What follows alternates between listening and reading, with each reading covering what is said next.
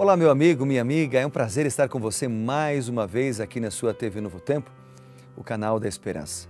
Estamos no programa Revivados por Sua Palavra, começando a estudar o livro de Provérbios. Estudamos já Provérbios 1, Provérbios 2, hoje Provérbios capítulo 3. Você já sabe, Provérbios é uma coleção de conselhos de Deus. Cada capítulo tem vários conselhos, várias orientações. E hoje não é diferente. Aqui nós temos em Provérbios capítulo 3 uma exortação da sabedoria para obedecer ao Senhor. Vamos dar uma analisada em cada aspecto de Provérbios 3 hoje, então. Porém, antes nós vamos orar, tudo bem? E antes da oração, eu quero lembrar você de compartilhar a palavra de Deus. Nós temos as nossas mídias, as nossas redes sociais, o Twitter, que é o PR Evandro Fávero, e o Facebook, PR Evandro Fávero também, onde a gente posta todos os dias pequenas mensagens do Revivados por Sua Palavra. Agora, além disso, você pode entrar no portal da TV Novo Tempo, novotempo.com, e aqui você pode, na tela, observar também os endereços. Ali você vai, então, baixar materiais, você pode compartilhar vídeos, você pode fazer um pedido de estudos bíblicos e muito mais. Vale a pena você visitar o portal da TV Novo Tempo. Além disso, eu gostaria também de lembrar você sobre a importância da comunhão com o Senhor pessoal. Aqui nós lemos a Bíblia juntos, a gente conversa, a gente extrai algumas lições do capítulo do dia, mas isso não substitui a sua devoção a Deus. Eu sempre repito isso, porque isso não se pode esquecer. Tudo bem? Vamos orar então. Senhor Deus e Pai, obrigado pela oportunidade de estar junto com os meus amigos da TV Novo Tempo para estudarmos a Tua Palavra, aliás, para ouvirmos a Tua voz através do capítulo do dia. E hoje pedimos a Tua sabedoria para ler Provérbios capítulo 3, Senhor. Em Teu nome oramos. Amém. Vamos lá então para os versículos que eu selecionei deste capítulo. Provérbios 3 diz assim: Filho meu, estou no verso 1. Não te esqueça dos meus ensinos. Bom, pegando isso como gancho, não te esqueça dos meus ensinos, é interessante frisar que Provérbios, capítulo 3, ele possui 6 ordens específicas com as quais Deus quer nos ensinar. Então, a primeira ordem aparece no capítulo 3, do verso 1 e 2, que é a ordem para sermos fiéis. A segunda ordem que aparece no capítulo 3 é a ordem que está no versículo 3 e no versículo 4, que é a ordem para ensinar os filhos. Então, uma ordem com respeito à educação. A terceira ordem aparece do versículo 5 até o versículo 7, e ela tem a ver com confiança em Deus. Então, a ordem é confie em Deus. A quarta ordem ou ensinamento do Senhor está no versículo 7, no versículo 8, e a ordem é dê crédito para Deus, para todas as bênçãos, aquilo que nós temos conseguido. Então, dê crédito para Deus. A quinta ordem está no versículo 9 e 10, e a ordem é o seguinte: seja fiel, tem a ver com fidelidade. E a sexta ordem de Deus está no versículo 11 e 12 de Provérbios 3, que tem a ver com aceitar a soberania do Senhor. Mas o capítulo não termina no versículo 12. O capítulo todo, ele é maior que isso, ele tem ao todo 35 versículos. Então, o restante do capítulo 3 de Provérbios, ele trata do seguinte: ele apresenta as bênçãos da sabedoria. Então, a primeira parte são 6 ordens, que já citei aqui, e a segunda parte apresenta as bênçãos da sabedoria. Vamos lá em alguns versos que eu selecionei que me chamaram a atenção, então, dentro desse contexto, né? Então, o versículo 1 e 2, seguindo aquilo que eu já havia lido no início. Não te esqueça dos meus ensinos e teu coração guarde os meus mandamentos, porque eles aumentarão teus dias e acrescentarão anos de vida e paz. Então, a fidelidade, ela provê longevidade. Que lindo, né? A fidelidade provê paz. é a vantagem de ser fiel apresentada em Provérbios 3. No versículo 5 ele diz: confia no Senhor de todo o coração e não te estribes. A palavra te estribes tem a ver com autoconfiança. Tem a ver com aquela pessoa que ela não confia no Senhor ou não busca o Senhor para tomar uma decisão. Ela confia no seu conhecimento, nos seus estudos que ela realizou, na sua experiência de vida. Então, esse versículo de Provérbios 3 nos leva à realidade de que nós devemos depender do Senhor. Nós devemos buscar o Senhor, ok? Outro versículo que eu destaquei de Provérbios 3, ele diz assim, o verso 6, reconhece o Senhor em todos os teus caminhos, porque Ele endireitará as tuas veredas. O que o versículo está dizendo aqui é que Deus deve ser o centro das nossas atividades. Não a periferia, não o último, mas o primeiro e o último e o centro das nossas atividades. Assim como Jesus é o centro de toda a Bíblia.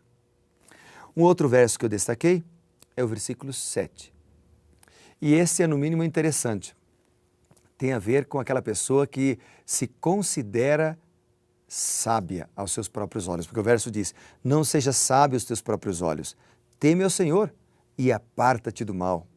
Depois, o versículo 9 diz assim, honra o Senhor com os teus bens e com as primícias das tuas rendas. Aqui tem a ver com fidelidade também, de entregar a Deus aquilo que é dele. Entregar a Deus o dízimo sagrado. Entregar a Deus as ofertas.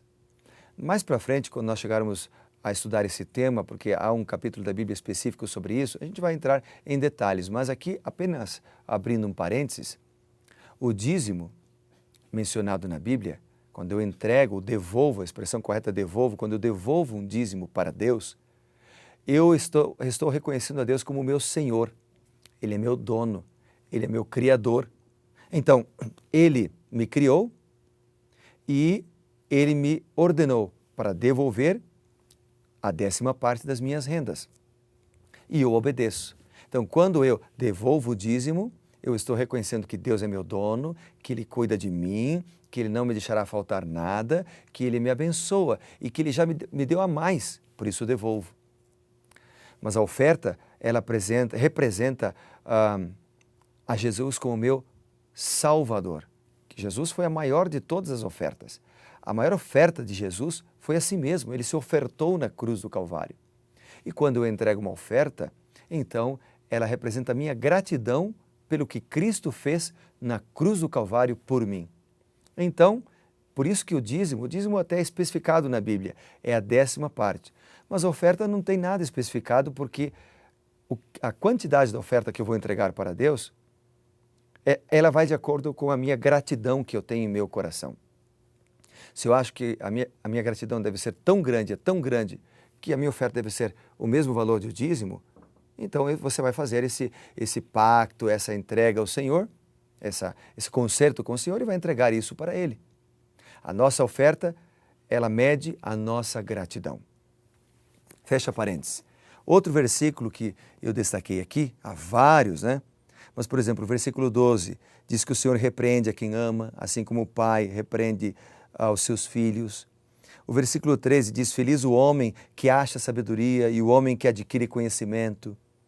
E depois, mais para frente, o capítulo 3, versículo 19, diz assim, o Senhor com sabedoria fundou a terra, com inteligência estabeleceu os céus. Ou seja, o que o texto está apresentando aqui é que Deus é criador de todas as coisas. Seguindo na sequência do capítulo 3, porque há muitos versos fantásticos nesse capítulo. Só estou mencionando alguns que eu destaquei. Por exemplo, o versículo 26 diz, porque o Senhor será a tua segurança. Uau! No mundo sem segurança, no mundo instável, no mundo onde a violência aumenta cada vez mais, onde nós temos países lutando um contra o outro, pessoas refugiadas, pessoas que se trancam dentro das suas próprias casas ou apartamentos. Nesse contexto, a Bíblia diz, o Senhor é a tua segurança. Que mais ele diz? O Senhor guarda os teus pés. Que mais? Ele diz o seguinte, ó, não te furtes, aqui o verso 27, não te furtes a fazer o bem a quem dê direito. Ou seja, se Deus é a nossa segurança, se Deus é a nossa proteção, então Ele nos ajuda a fazer o bem. Por isso, deixar de fazer o bem significa roubar a Deus. Que mais diz o capítulo, verso 29, ele diz, não maquines o mal contra o teu próximo. Amar o próximo é um dos ensinamentos que também percorre toda a Bíblia. E por fim, eu quero terminar com o verso 32 e o 34. O 32 diz assim, o Senhor abomina o perverso, mas aos retos Ele trata com intimidade. A palavra que eu quero destacar aqui é a palavra intimidade. Porque o Senhor quer ser seu amigo, meu querido. Deus quer ser íntimo de você. É por isso que Ele pede para nós orarmos. É por isso que quando Ele esteve na terra, Ele olhava para a pessoa que era cega, por exemplo, que queria cura, e Ele dizia assim, o que você quer que eu te faça? Porque Jesus quer ser íntimo, Ele quer conversar, Ele quer que eu fale com Ele das nossas necessidades, dos nossos problemas, das nossas lutas. É por isso que Ele nos ensinou a orar, é por isso que Ele orava. Jesus, quando andou pela terra, era íntimo do Pai. Intimidade com Deus deve ser o nosso supremo anelo. E o último versículo que eu quero destacar para você é o versículo 34, que diz o seguinte, certamente Ele escarnece dos escarnecedores, mas dá graça aos humildes. Esse verso 34 está em conexão com o anterior, o 33, que diz assim, a maldição do Senhor habita na casa do perverso. Aqui é um contraste. Se a maldição habita na casa do perverso, a bênção habita na casa daquele que tem intimidade com o Senhor. E a bênção é a graça do Senhor. A graça, o perdão dos pecados. A bênção é a paz. A bênção é a esperança. A bênção é o amor que excede todo entendimento. Amém? Louvado seja o Senhor. Eu quero orar por você por isso, para que você, pela graça de Deus, seja fiel, devolva ao Senhor o que é dele, reconheça-o como Criador, como Redentor, para que a sua casa seja abençoada. Vamos orar? Bondoso Deus e Pai, eu te agradeço, Senhor, porque o Senhor é bom, maravilhosamente bom e misericordioso.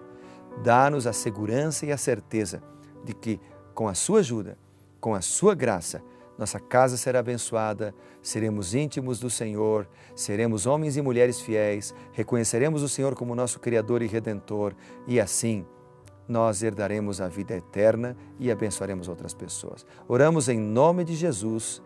Amém.